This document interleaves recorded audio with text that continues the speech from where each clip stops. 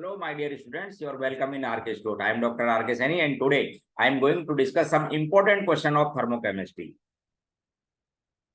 जैसा आपको मालूम है दोस्तों कि जो थर्मोकेमिस्ट्री अपने आप में कोई सेपरेट ब्रांच नहीं है, ये थर्मोडायनेमिक्स का ही एक पार्ट है। इसमें पर्टिकुलरली एंथैल्पी ऑफ रिएक्शन या हीट ऑफ रिएक्शन की स्टडी की जाती है। हीट ऑफ रिएक्शन की स्टडी करने के लिए जो एपरेटस होता है उसे आप कैलोरीमीटर कहते हो। इन जनरल टू टाइप्स के कैलोरीमीटर यूज किए जाते हैं। एक तो कांस्टेंट प्रेशर पर बने होते हैं या मेंटेन रहता है, जिसको कहते हैं cup calorimeter.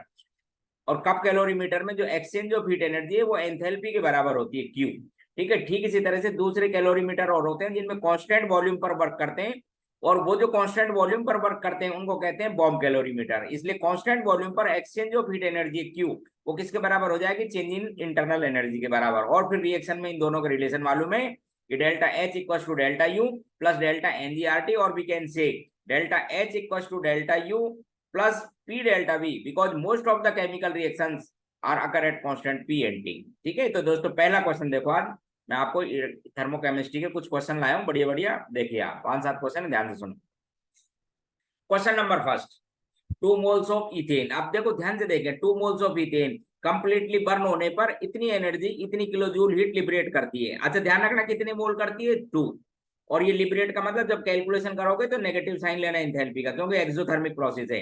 Calculate enthalpy formation of C2H6। इसके लिए एंथैल्पी फॉर्मेशन और को दे रखा है। अब आपने को पता है, देखो एक लाइन बताऊं आपको, थर्मोकेमिस्ट्री में ये इंपॉर्टेंट क्वेश्चन है। और क्वेश्चन क्या इंपॉर्टेंट इन द सेंस के साथ, ये की फॉर्मूला चलता है किसी एंथैल्पी ऑफ रिएक्शन। अब रिएक्शन में भी कंबस्शन, में भी न्यूट्रलाइजेशन, ठीक है, में भी हाइड्रोजनेशन, इस तरह से नाम होते हैं। तो एंथैल्पी ऑफ रिएक्शन का फॉर्मूला है summation of the enthalpy formation of product, final minus initial लिखते हो, product minus summation of the enthalpy formation of reactant. अब देखो इस क्वेश्चन में कुछ नहीं था, एक छोटा सा ट्विस्ट है कि 2 मोल के कंबेशन से इतनी एनर्जी आती है, तो आपको 1 मोल के कंबेशन से लिखनी थी, क्योंकि यहाँ भी दे रखा है। तो 1 मोल के कंबेशन से इसे हाफ कर लो, नेगेटिव तो साइन लिखेंगे, और 3120 तो इसको आप हाफ करेंगे तो ये हो जाएगा 1562। समझ गए? ये हो गई था आपके पास में कंबेशन। प्रोडक्ट क्या क्या चीजें आपके पास में? एक तो CO2 और एक H2O। CO2 के कितने मोल बनेंगे ये भी चेक कर लेना, जितने कार्बन है उतने तो बना दिया करो। CO2 2 तो बनेंगे CO2, जितने हाइड्रोजन है उतने बनेंगे वाटर, 3 बनेंगे इसमें H2O। तो CO2 में 2, 1 मोल की दे रखी है आपको 395 इंटू 2 कर ले। 1 मोल वाटर की दे रखी है 286 इंटू 3 कर ले। ये तो हो गया था प्रोडक्ट की, माइनस जो आपसे पूछा उसका आंसर आ गया। एंथैल्पी फॉर्मेशन ऑफ रिएक्टेंट क्या है आपके पास में? C2H6। क्योंकि आप ध्यान रखना, एंथैल्पी फॉर्मेशन का फॉर्मूला या इंपॉर्टेंट डेफिनेशन, 1 मोल कंपाउंड के फॉर्मेशन में स्टैंडर्ड एलिमेंट से बनने चाहिए, जो एंथैल्पी चेंज होती है उसे कहते हैं। तो यहाँ पर आप करके लिख दो वैल्यू को। ठीक, फर्स्ट क्वेश्चन। सेकंड देखो, सेकंड भी कुछ इसी तरह का, लेकिन उसमें आपको एंथैल्पी फॉर्मेशन नहीं गिवन है, क्या दे रखी है? कंबेशन एंथैल्पी। और अब आप ध्यान रखना, जब कंबेशन एंथैल्पी इज गिवन हो तो इस फॉर्मूले को आप या इस क्वेश्चन को हेस लॉ से करते हैं। वो ये कहता है कि किसी कांस्टेंट टेम्परेचर पर जो रिएक्शन की हीट है वो कांस्टेंट वैल्यू होती है, whether reaction carried out in single step और मोर देन 1 स्टेप। और जब वो सब वैल्यू लिखी जाती है ना, तो फिर आपके पास में एक फॉर्मूला बन जाता है एंथैल्पी ऑफ रिएक्शन का कंबेशन के रेस्पेक्ट में। क्या बन जाता है देखो आपको समझा देता हूं। कंबेशन एंथैल्पी, कंबेशन एंथैल्पी ऑफ रिएक्टेंट, ये हैश लॉस आया, वैसे आपको समझा देता हूं, minus sum of the कंबेशन enthalpy of product. ये हैश लॉ से लिखा। तो अब इसमें भी आप क्या करो, देखिए इधर ध्यान से, एंथैल्पी कंबेशन कार्बन की, सल्फर की, कार्बन डाइसल्फाइड की दे रखी है, वैल्यू रख दीजिए आपको। ठीक है, पूछा क्या है? Calculate standard enthalpy formation of carbon disulphide. तो सबसे पहले तो कार्बन डाइसल्फाइड की इक्वेशन लिखा करो। ठीक है, ये कार्बन डाइसल्फाइड की इक्वेशन, ग्रेफाइड लिखेंगे और प्लस 2 लिखेंगे सल्फर। 2 क्या लिख देंगे आप? सल्फर। आपको वैल्यू गिवन है, यहाँ पे रख दीजिए। सल्फर की कंबेशन एंथैल्पी लिख दो, ग्रेफाइड की, सल्फर को 2 से मल्टीप्लाई कर दो, और कार्बन डाइसल्फाइड की आपके पास में एंथैल्पी ऑफ रिएक्शन आ जाएगी। ठीक, क्वेश्चन नंबर सेकंड था ये। Question third, enthalpy change of the reaction. Enthalpy change of the reaction दे रखी है आपको इतना, ठीक है, -55। कैलकुलेट एंथैल्पी कंबेशन, इसी फॉर्मूले से करो। ऑफ ये दे रखी है वैल्यू, एक ही पूछिए। तो देखिए इधर ध्यान से, क्वेश्चन नंबर थर्ड में भी कुछ नहीं करना, यहीं पे वैल्यू पुट करनी है। देखो क्वेश्चन थर्ड को भी समझाता हूँ, थोड़ा इसको और स्क्रीन को बड़ा कर देता हूँ आपको समझाने के लिए। देखिए क्वेश्चन थर्ड, आपको इस रिएक्शन की एंथैल्पी दे रखी है, ये लो था, इस रिएक्शन की जगह लिख देता हूं मैं यहाँ पर 55.7, ठीक है, इक्वल्स टू। अब आपको क्या करोगे, एंथैल्पी कंबेशन किसकी, रिएक्टेंट की। देखो इसके अंदर रिएक्टेंट क्या है, एक तो है C3H8 यानी प्रोपेन, और एक H2 की कंबेशन एंथैल्पी दे रखी कितनी, माइनस की 285.8। अच्छा इसी तरह से इस प्रोपेन की भी दे रखी है, देखो, एंड कंबेशन एंथैल्पी ऑफ प्रोपेन, ये लास्ट में देखो प्रोपेन, इसकी भी दे रखी है कितनी, माइनस की 2220। इनको सब आप ऐड कर लो नेगेटिव साइन के साथ, माइनस का लगाओ साइन। अब लिखो कंबेशन एंथैल्पी ऑफ प्रोडक्ट। प्रोडक्ट में आपके पास में दो चीजें, एक तो मीथेन, उसकी गिवन है आपको, देखो ये मीथेन की, ये देखिए क्वेश्चन को रीड करेंगे तो मीथेन की दे रखी है आपको -890, और दूसरी आपसे पूछी गई है किसकी, क्या बचेगा प्रोडक्ट में, इथेन, ये पूछा, बस रख दो, और ये लिख देंगे आप कंबेशन एंथैल्पी ऑफ जो पूछी गई है C2H6। लो साहब सॉल्व करेंगे, ये वैल्यू नेगेटिव साइन के साथ इधर ले आना पॉजिटिव, ये नेगेटिव नेगेटिव पॉजिटिव, इधर लाओगे नेगेटिव, तो आपके पास में कंबेशन एंथैल्पी आ जाएगी। ये क्वेश्चन नंबर था फर्स्ट, सेकंड एंड थर्ड, ठीक है। की आपको दे रखी है, इसमें देख लो लास्ट में मैंने यहाँ पर की दे रखी है, आप एक बार इसलिए नहीं कर रहा हूं मैं आंसर, कि जिससे क्या कि आप खुद एक बार सोल्व करें जैसा मैंने पैटर्न बताया, और फिर ये आपको आंसर किए इसे मैच करें अपने आंसर को, ठीक है। क्वेश्चन नंबर 4 को समझा रहा हूं, देखो क्वेश्चन नंबर 4 बिल्कुल सिंपल क्वेश्चन है, एक लेटिस एंथैल्पी हाइड्रेशन एंथैल्पी से रिलेशन वाला क्वेश्चन, देखिए समझिए इसको, छोटा था question. Question number 4,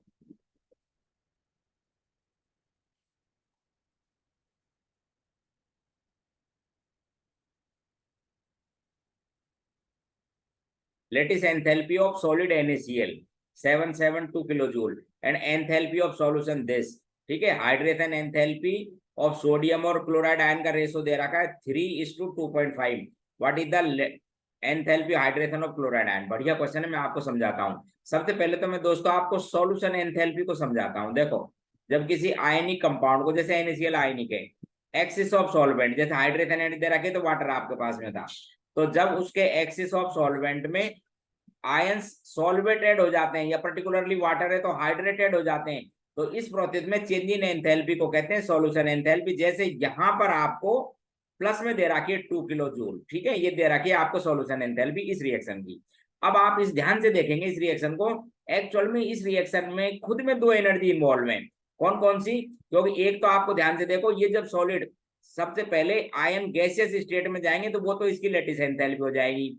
lattice enthalpy की डेफिनेशन है, आप ध्यान से समझें, क्या था, 1 मोल क्रिस्टलाइन सॉलिड को उसके आइसोलेटेड गैसियस आयन में कन्वर्ट करने के लिए जो एनर्जी दी जाती है उसको कहते हैं लेटिस एंथैल्पी या रिवर्स। तो यहाँ पर लेटिस एंथैल्पी का पॉजिटिव साइन, और फिर था भी हाइड्रेशन एंथैल्पी, आयन की हाइड्रेशन एंथैल्पी समझते हो ना, गैसियस कैटायन और गैसियस एनायन जब सॉल्वेटेड हो जाते हैं एक्सिस ऑफ सॉल्वेंट में, तो उसे कहते हैं हाइड्रेशन एंथैल्पी। तो देखना अब इसमें दो फॉर्मूले हैं, ध्यान से सुनो। एक तो बोल देता हूं इसके अंदर कि साहब ये जो सॉल्यूशन एंथैल्पी है आपको जो दे रखी है, ये एक्चुअल में दो एंथैल्पी का सम है, कौन कौन सी, एक तो इसकी लेटिस एंथैल्पी NaCl की, और एक आपके पास में हाइड्रेशन एंथैल्पी, किस किस की, hydration enthalpy of cation sodium ion है plus hydration enthalpy of anion chloride ion, यानी इनका ये सम है साहब, ठीक है। अब मैं वैल्यू रख रहा हूं, देखो सॉल्यूशन एंथैल्पी की वैल्यू दे रखी है 2, आपको लेटिस एंथैल्पी दे रखी है NaCl की, प्लस साइन में ही लेना क्योंकि एंडोथर्मिक प्रोसेस है, कितनी 772, प्लस ये वैल्यू हो गई आपके पास में। अब लिखूंगा मैं hydration enthalpy of sodium ion, लिख देता हूं hydration enthalpy of sodium ion plus hydration enthalpy of chloride ion, negative sign के साथ रहेंगे क्योंकि एनर्जी बाहर निकलती है, तो आप इधर लेके आओगे, इसको सोल्व कर लोगे तो ये हो जाएगी माइनस की 770 equals to hydration enthalpy of this. अब रुको देख, अब आपको क्वेश्चन में क्या दे रखा है वो समझाता हूं। आपको दे रखा है हाइड्रेशन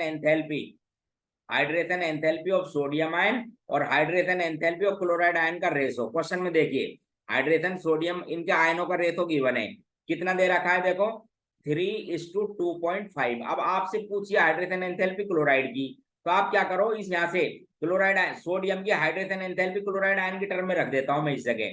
तो क्या लिखूंगा, देखो एक बार सोडियम के लिए क्या लिख दूंगा, 3 हाइड्रेशन एंथैल्पी ऑफ 3/2.5। ध्यान से देखो इस सोडियम के लिए क्या लिख सकता हूं, 3 इंटू क्लोराइड आयन अपॉन 2.5, ठीक है। और ये है आपके पास में hydration enthalpy of chloride ion. मैंने सोडियम आयन की हाइड्रेशन एंथैल्पी को क्लोराइड आयन की टर्म में रख दिया गिवन वैल्यू से, रेशो मुझे दे रखा था। अब मैं सॉल्व कर लेते हैं। अब कुछ नहीं, देखो मैं सॉल्व दिखा देता हूं आपको करके, कुछ नहीं, नथिंग, ठीक है। क्या किया देखो अब ध्यान से, एलसीएम ले लिया साहब इधर से, तो ये हो गया -770 इक्वल टू, एलसीएम लोगे तो ये 2.5 आ गया, तो 2 पॉइंट ऊपर है आपके पास में 3 और ये आ जाएगा 2.5, तो 3 क्लोराइड प्लस 2.5 क्लोराइड, और ये वैल्यू हो गई था आपके पास में 5.5 क्लोराइड आयन, और नीचे चल रहा है आपके पास में 2.5, ठीक है। क्या करना, और माइनस का ये चल ही रहा है 770, 2.5 से मल्टीप्लाई करो इस वैल्यू को और 5.5 से डिवाइड कर दो, हाइड्रेशन एंथैल्पी आ जाएगी क्लोराइड आयन की, खत्म। विद नेगेटिव साइन आएगी, ध्यान रखना आप, क्योंकि एनर्जी बाहर निकलती है। कुछ नहीं किया मैंने, बस आपको जो रेशो दे रखा था उसमें सोडियम आयन की हाइड्रेशन एंथैल्पी को क्लोराइड आयन की टर्म में रख दिया, आंसर, ठीक है। चेक कर लेना अपना। क्वेश्चन नंबर 5, देखो क्वेश्चन 5 को समझाता हूं, कुछ नहीं, उसी एंथैल्पी का एक क्वेश्चन है, बिल्कुल सिंपल। क्वेश्चन 5 है 300 केल्विन पर standard enthalpy formation of benzoic acid, CO2 और H2O लिक्विड, इसकी आपको फॉर्मेशन एंथैल्पी दे रखी है, ठीक है। Calculate heat combustion of benzoic acid, ठीक है। टेम्परेचर आपके पास में 300 केल्विन है ही, ठीक है, at constant pressure and at constant volume. तो देखो सबसे पहली बात आप इसकी रिएक्शन लिखेंगे बेंजोइक एसिड की, ये सब बेंजोइक एसिड हुआ C6H5COOH, ठीक है। ये सॉलिड है, ध्यान रखना, तो सॉलिड ही आप लिखें, ठीक है। ऑक्सीजन से कंबशन कराएं इसका, ऑक्सीजन गैस, ठीक है। इसमें जितनी कार्बन है उन सबका बनाओ CO2, तो 7 है कार्बन, देख लो ध्यान से, 7 तो लिखे CO2 गैस में रहती है, और इसमें जितने हाइड्रोजन है 6 हाइड्रोजन है, उतना लिखो आप वाटर, 3 लिखो वाटर। अब सर रिएक्शन का जो टेम्परेचर है ना, आपको ये ध्यान रखना था 300 केल्विन, तो 300 केल्विन पर वाटर की फॉर्म लिखेंगे लिक्विड, तो आपको पता है 373 इसका बॉइलिंग पॉइंट है, ठीक। तो अब आपसे जैसे पहला पूछा कि देखो अब आप क्वेश्चन सुनो, कुछ नहीं किया उन्होंने, आपको कैलकुलेट करनी है heat of combustion of benzoic acid at constant pressure. Constant pressure पर तो क्या कैलकुलेट करनी है, डेल्टा एच, ये तो कांस्टेंट प्रेशर पर हो गई था, फिर उसका रिलेशन थे डेल्टा यू निकाल लेंगे। तो डेल्टा एच का तो वही फॉर्मूला है, enthalpy formation of C product minus reactant. Product में क्या क्या चीज है साहब आपके पास में, CO2 कितनी है, CO2 7, और एक की वैल्यू दे रखी है आपको 393, इंटू करो साहब 7, और वाटर की कितनी दे रखी है आपको, एंथैल्पी फॉर्मेशन 286 कितने से मल्टीप्लाई कीजिए 3 से, ये तो हो गई था आपके पास में enthalpy formation of product minus formation की enthalpy minus enthalpy formation of reactant. इस बेंजोइक एसिड की भी आपको दे रखी होगी एंथैल्पी फॉर्मेशन, बेंजोइक एसिड की लिख रखी था माइनस की 408। लो तो साहब ये तो आ गई enthalpy of combustion of benzoic acid at constant pressure, constant pressure पर जिसको क्या कहते हो आप, डेल्टा एच। ये लो, ये तो आंसर इसका आ गया। फिर आपसे पूछे एट कांस्टेंट वॉल्यूम, फिर कांस्टेंट वॉल्यूम पर यदि पूछता है तो फिर आपके पास में एक रिलेशन है, क्या रिलेशन था देखो, delta H equal to delta U plus delta NGRT, ये रिलेशन है। तो जब डेल्टा यू फाइंड करना हो तो मैं इसको ऐसे लिख देता हूं डेल्टा यू, तो इस रिलेशन को लिख देता हूं delta U plus delta H, इस वैल्यू को इधर ले जाओ तो ये हो जाएगी माइनस डेल्टा NGRT। अब करना कुछ नहीं था, डेल्टा एच तो आपने पहले इसमें फाइंड कर ही लिया, ये वैल्यू तो है, डेल्टा NG चेक करना था। आप सुनो देख ध्यान से, डेल्टा NG की बात करनी है तो अब ये बैलेंस होना बहुत जरूरी है, तो बैलेंस कर देता हूं पहले तो रिएक्शन को। देख लो ऑक्सीजन प्रोडक्ट की साइड में देखा करो, क्योंकि ये तो कंबेशन में 1 मोल रखना ही है, इसका मतलब 1 मोल से 7 तो CO2 बन गई, तो 14 तो ये और 3 ये, यानी 17 ऑक्सीजन है, जिसमें 2 तो इसके अंदर है, तो ये 15 होनी चाहिए, तो आप इसको लिखो 15/2। देखो पहले समझ लो वापस, ये 7.5 लिख देंगे। सबसे पहले बैलेंस करने के लिए क्या बात है कि प्रोडक्ट की तरफ ऑप्शन चेक करो, बोले 17 तो 14 तो ये और 3 ये, टोटल कितनी हो गई 17, यहाँ 17 करने के लिए 2 तो इसमें है ही, तो यहाँ पर आप 15/2 या 7.5 ऑप्शन लगा दो, ठीक है। अब डेल्टा एनजी होता है कि प्रोडक्ट के मोल गैस में माइनस रिएक्टेंट के। अब देखो, अब आप यहाँ पर गैस को कंसीडर करना, वाटर को नहीं, क्योंकि 300 केल्विन टेम्परेचर है, तो प्रोडक्ट के मोल है गैस में 7 माइनस रिएक्टेंट के मोल कितने हैं आपके पास में, ये तो सॉलिड है 7.5, कितने 7.5, इसलिए डेल्टा एनजी की वैल्यू लिखना आप माइनस की 0.5। अब जब माइनस लिखेंगे तो माइनस माइनस प्लस हो जाएगा, आर की वैल्यू जूल में 8.314 और टेम्परेचर केल्विन में लेना है 300 केल्विन। लो जी साहब ये क्वेश्चन नंबर था 6, बढ़िया क्वेश्चन, 5 था, बढ़िया क्वेश्चन। ठीक है, डेल्टा एनजी को एक बार चेक कर लेना। क्वेश्चन नंबर 7 दिखा रहा हूं, क्वेश्चन 7 का क्वेश्चन 6 देखो।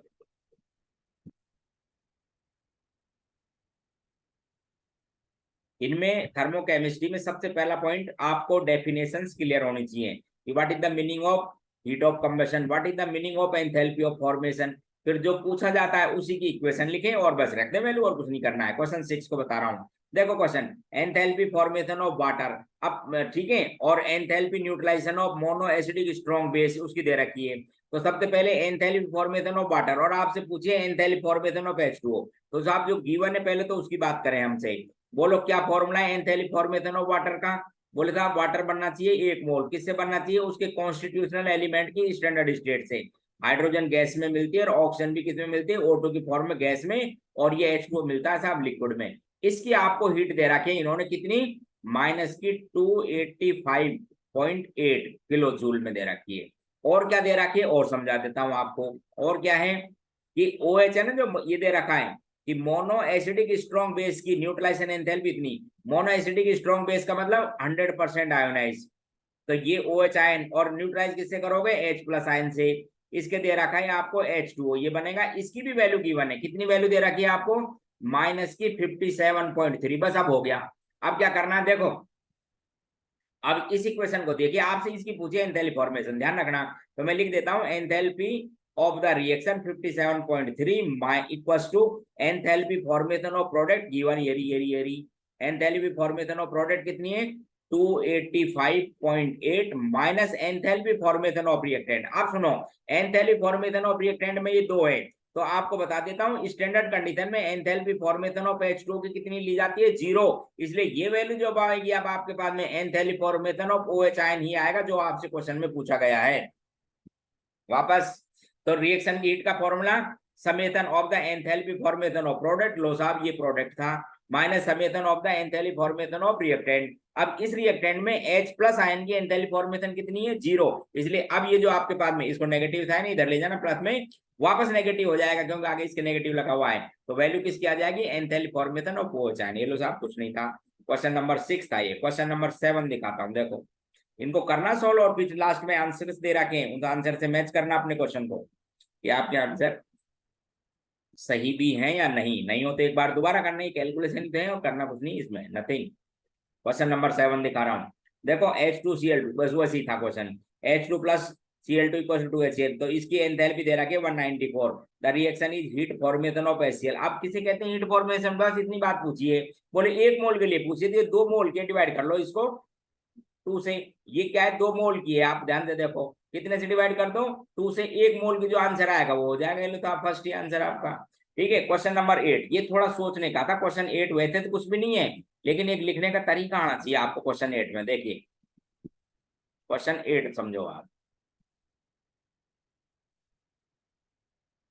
इसमें क्या खास बात है वो सुनो देख ध्यान से। ये जो दे रखी है ना, जैसे ये रिएक्शन दे रखी है, sulphur plus 3/2O2 gives SO2, और प्लस में लिखा हुआ है यहाँ पे 2x किलो कैलोरी। आप ध्यान से देखो रिएक्शन, ये एक एक्सोथर्मिक रिएक्शन है, और जब एंथैल्पी की बात की जाती है तो इस वैल्यू को आप एंथैल्पी के टर्म में लिखेंगे तो नेगेटिव साइन, यानी क्या लिखेंगे, इस रिएक्शन की एंथैल्पी लिखेंगे माइनस की 2x।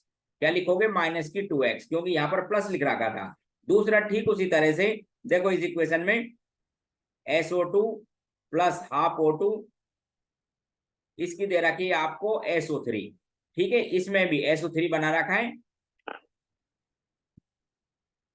इसके अंदर भी आपको जो हीट लिख रखी है प्लस में लिख रखी है Y, तो उसको भी आप प्लस Y नहीं, इसका मतलब एक्सोथर्मिक है, तो इसकी रिएक्शन की भी डेल्टा H लिखेंगे माइनस की Y। ठीक है, 2 दे रखे हैं। अब पूछा क्या है, find out the heat formation of SO2, और SO2 की हीट फॉर्मेशन है। अब मैं पूछता हूं आपसे what is the definition of heat formation of SO2, तो आप बोलेंगे 1 मोल कंपाउंड का फॉर्मेशन होना चाहिए from their constitutional element in their standard state. Generally वैसे मैं आपको बताऊं सल्फर की स्टैंडर्ड स्टेट रोम्बिक होती है, एसिड, बाकी बाई कन्वेंशन हम इसको S ले लेते हैं, बाकी S8 लेंगे तो उससे भी आ जाता है आंसर। ठीक है, 1/8 कर देना। तो और ये ऑक्सीजन, अब इसकी पूछिए मेरे से, आप ध्यान से देखो इन दोनों को, इन दोनों इक्वेशंस को देखिए, और ये इक्वेशन लेकर आनी है। तो आप ये इक्वेशन लाने के लिए क्या करो, इक्वेशन 1 में से इक्वेशन 2 को सब्सट्रैक्ट कर दो, चेक कर लो। इक्वेशन नंबर 1 में से, ये तो इक्वेशन 1, इसमें से इक्वेशन नंबर 2 को आप सब्सट्रैक्ट करो। तो इक्वेशन 1 की एंथैल्पी था माइनस की 2x, इसमें से इक्वेशन नंबर 2 की एंथैल्पी को सब्सट्रैक्ट कर दो। सब्सट्रैक्ट करेंगे तो ये SO3 कैंसिल हो जाएगा, SO3 आपके पास में फॉर्मेशन हो जाएगा और ये वैल्यू कैंसिल। ठीक है, तो ये आपके पास में माइनस कर देता हूं इसको y, तो आंसर आ जाएगा y माइनस 2x। क्या आ जाएगा आंसर, y माइनस 2x, क्योंकि जब इस वैल्यू को, ये SO3 है, ध्यान रखना ये क्या है SO3। तो 1 में से इक्वेशन 2 को सब्सट्रैक्ट करो, तो 2 सब्सट्रैक्ट करेंगे तो ये तो चला जाएगा प्रोडक्ट की तरफ, ये आएगा रिएक्टेंट की तरफ, ये कैंसिल हो जाएगा। ठीक, और इक्वेशन बच जाएगी ये। क्वेश्चन नंबर 8 था ये। ठीक इसी तरह से क्वेश्चन नंबर 9, बिल्कुल 9 भी ऐसा ही है, उसमें क्या किया हुआ है वो सुनो। Question 9,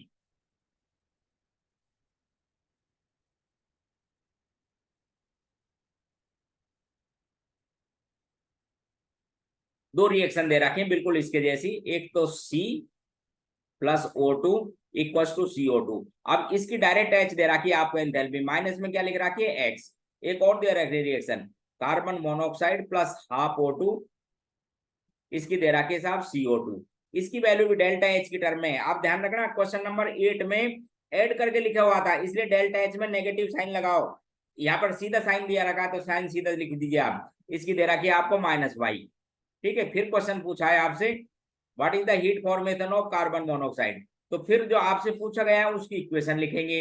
heat formation carbon monoxide का फिर डेफिनेशन कि 1 मोल बनना चाहिए साहब, तो 1 मोल किससे, कॉन्स्टिट्यूशनल एलिमेंट की स्टैंडर्ड स्टेट से, ये रिएक्शन थी। अब मैं पूछूं भाई ये रिएक्शन कैसा आएगी, बोलो सिंपल साहब कि इक्वेशन 1 में से, ठीक उसी तरह से इक्वेशन 1 में से 2 को सब्सट्रैक्ट कर दो। आपके पास में 2 को सब्सट्रैक्ट करेंगे तो CO2 तो कैंसिल हो ही जाते हैं, और ये जो CO है प्रोडक्ट की तरफ और हाफ इधर आ जाएगा। तो इक्वेशन 1 की एंथैल्पी कितनी थी, माइनस की x। इक्वेशन 2 की क्या लिख रहा है, माइनस की y। तो आंसर आएगा y माइनस एक्स। क्या आंसर आ जाएगा, y माइनस एक्स। ऐसा कोई क्वेश्चन देखो, y minus x, second option. Question number 10, बढ़िया क्वेश्चन है, देखो एक बार क्वेश्चन 10 को, क्वेश्चन 10 रीड करो। क्वेश्चन 10 है कि बेंजोइक एसिड क्या है एक्चुअल में, बॉम्ब कैलोरीमीटर में ज्यादातर जो काम लिया जाता है ना कांस्टेंट वॉल्यूम मेंटेन रखने के लिए, इसको काम में लेते हैं। तो benzoic acid is a common standard used in bomb calorimeter which maintain constant volume. अब देखना question, 1.2 gram benzoic acid gives off 31.7 joule heat when burn in presence of excess of oxygen, initial temperature at 24.6 and final temperature 46.8, identify correct statement assuming ideal behaviour. ठीक है, product का assuming ideal behaviour. पहला है heat capacity, question number 10 का first option पढ़ के दिखा रहा हूं। हाँ, क्वेश्चन फर्स्ट है आइडेंटिटी, अच्छा, heat capacity at constant volume of the product is 1.37 kilo joule पर केल्विन। तो कांस्टेंट वॉल्यूम पर जो हीट कैपेसिटी फाइंड करते हो आप, ठीक है, वो डेल्टा यानी QV हो गई कांस्टेंट वॉल्यूम पर, वो चेक कर लेते हैं इतनी आती है क्या। अब इसके लिए आपको क्या दे रखी है, एक तो दे रखी है हीट कैपेसिटी गिवन है, बेंजोइक एसिड दे रखा ना, वॉल्यूम टेम्परेचर कितना चेंज हुआ दे रखा है, और ये कितनी हीट दे रखा है ये भी दे रखी है कि 1.2 ग्राम इतनी हीट इवॉल्व करता है, जिससे टेम्परेचर इतना इंक्रीज हो जाता है। तो हीट कैपेसिटी फाइंड करनी थी आपको बेंजोइक एसिड की।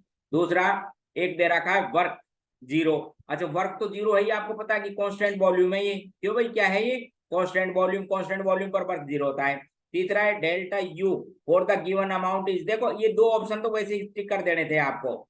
ये अमाउंट है 1.2 ग्राम, 1.2 ग्राम कितनी देता है 31.7, सीधा ही लिख दो, ये लो delta U for the given amount 31.7 question में दे रखा है। अच्छा, वर्क आपको पता है ही किताब, ये जो एडिएबेट क्या बोलते हैं कांस्टेंट वॉल्यूम पर बॉम्ब कैलोरीमीटर कहता है कांस्टेंट वॉल्यूम पर, इसलिए वर्क आ जाएगा 0। तो कुल मिलाकर आपको कांस्टेंट वॉल्यूम पर क्या फाइंड करना था, क्या फाइंड करनी थी, केवल हीट कैपेसिटी कांस्टेंट वॉल्यूम पर।